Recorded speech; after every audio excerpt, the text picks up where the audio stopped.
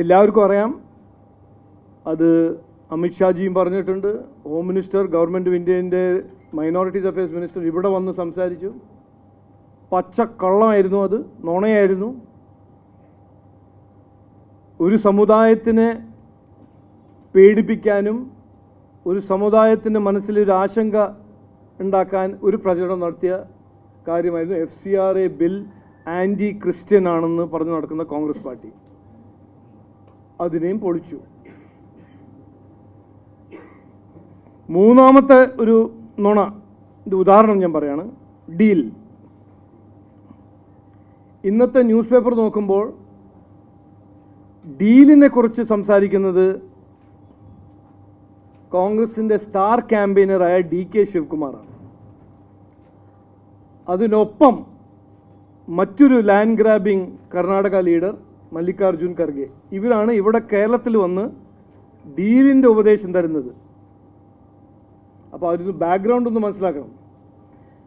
BJPൻ്റെ പ്രചരണത്തിൻ്റെ ഭാഗമായി നരേന്ദ്രമോദിജി വരുന്നു, അമിത്ഷാജി വരുന്നു, നിർമ്മല സീതാരാമൻ വരുന്നു, നഡ്ഡാജി വരുന്നു. കോൺഗ്രസ് കൊണ്ടുവരുന്നത് DK ശിവകുമാർ, ഖർഗെ, രേവന്ത് റെഡ്ഡി. ഇനിയിപ്പോൾ അതിനെക്കുറിച്ച് ഞാൻ ഒന്നും പറയുന്നില്ല, നിങ്ങൾ തന്നെ അതിൻ്റെ മാത്തമാറ്റിക്സ് കാൽക്കുലേറ്റ് ചെയ്തോളൂ.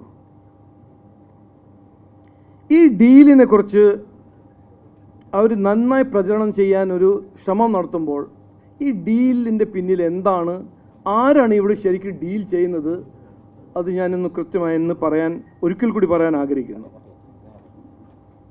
തെളിവുണ്ട്, ഇതിലൊരു ഡൗട്ടും ഒരു സംശയവും ഇല്ലാത്ത കാര്യങ്ങളാണ് ഞാൻ പറഞ്ഞത്. CPM കോൺഗ്രസ് തമ്മിൽ ഡീലുണ്ടോ? ഇല്ലേ? ഉണ്ട്. 27 സംസ്ഥാനത്തിലും 8 യൂണിയൻ ടെറിട്ടറീസിൽ ഡീലുണ്ട്. പുതുച്ചേരിയിലും തമിഴ്നാട്ടിലും ഇപ്പോൾ നടക്കുന്ന തെരഞ്ഞെടുപ്പിൽ ഒരുമിച്ച് മത്സരിക്കുന്നത് CPM കോൺഗ്രസ്സാണ്. അപ്പോൾ അവിടെ ഒരു ഡീലുണ്ട്. കോൺഗ്രസും ജമാഅത്തെ ഇസ്ലാമി തമ്മിൽ ഡീലില്ലേ? ഡീലുണ്ട്.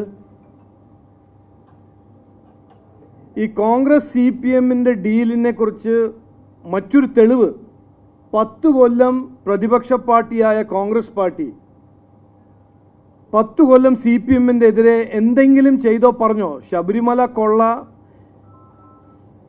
ശബരിമല 2018 ദ്രോഹം, വിദ്യാഭ്യാസ മേഖല അതിൻ്റെ വീഴ്ച, ആരോഗ്യ മേഖലയിൽ വീഴ്ച, ഇവിടെ നടന്ന അഴിമതി, അതിനെക്കുറിച്ച് 10 കൊല്ലം കോൺഗ്രസ് പാർട്ടി മൗനം പാലിച്ചില്ലേ? അപ്പോൾ അതിൻ്റെ ഡീലിൻ്റെ ഒരു തെളിവല്ലേ? അപ്പോൾ CPM കോൺഗ്രസ് തമ്മിലൊരു ഡീലുണ്ട്, അതിലാർക്കും ഒരു സംശയമില്ല, അതൊരു ഡീലുണ്ട്. ആ ഡീലിൻ്റെ പേരാണ് ഇന്ത്യ അലയൻസ്.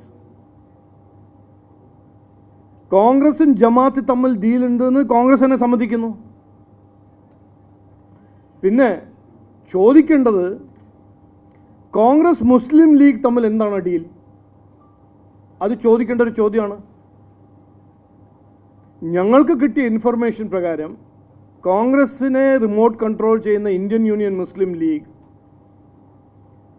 അവരുടെ ആവശ്യം, അവരുടെ ഡിമാൻഡ് എന്ന് പറഞ്ഞാൽ ഇന്നല്ലെങ്കിൽ നാളെ, നാളെ അല്ലെങ്കിൽ മറ്റന്നാൾ ഏതെങ്കിലും കാലത്ത് ഒരു കോൺഗ്രസ് സർക്കാർ ഇവിടെ വന്നാൽ, UDF സർക്കാർ വന്നാൽ മുസ്ലിം ലീഗിന് ഡെപ്യൂട്ടി ചീഫ് മിനിസ്റ്റർ ഉണ്ടാവും. അത് അവരുടെ ഒരു കണ്ടീഷനാണ്. 6 മന്ത്രിമാരായിരിക്കും ഇന്ത്യൻ യൂണിയൻ മുസ്ലിം ലീഗിൻ്റെ. അത് അവരുടെ കണ്ടീഷനാണ്. അങ്ങനത്തെ ഒരു ഡീല് നടന്നിട്ടുണ്ടോ? അവർ തീരുമാനിച്ചിട്ടുണ്ടോ? അത് സമ്മതിച്ചിട്ടുണ്ടോ? ഇതാണ് ചോദിക്കേണ്ടത്.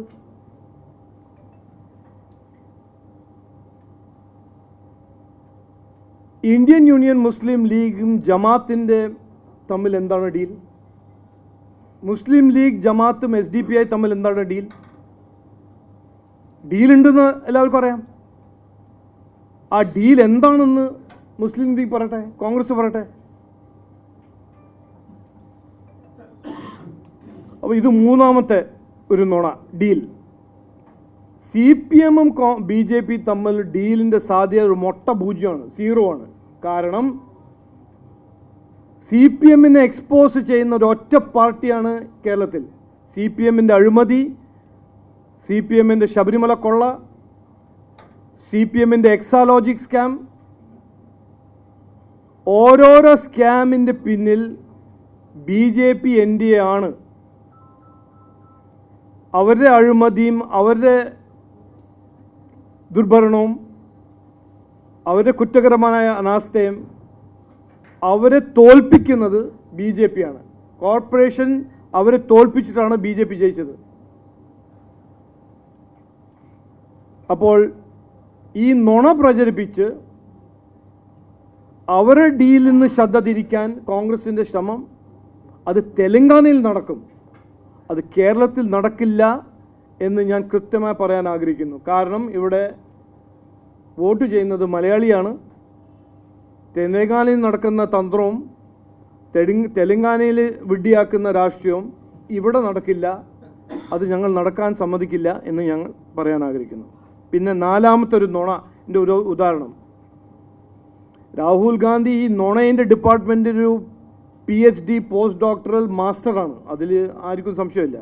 പക്ഷേ ഇന്നലെ ആസാം ചീഫ് മിനിസ്റ്ററിൻ്റെ എതിരെ കോൺഗ്രസ് പാർട്ടി AICC ഹെഡ്ക്വാർട്ടേഴ്സിൽ നടന്ന പ്രസ് വാർത്ത, ഇതെല്ലാം മാധ്യമ സുഹൃത്തൊന്ന് പഠിച്ച് മനസ്സിലാക്കണം.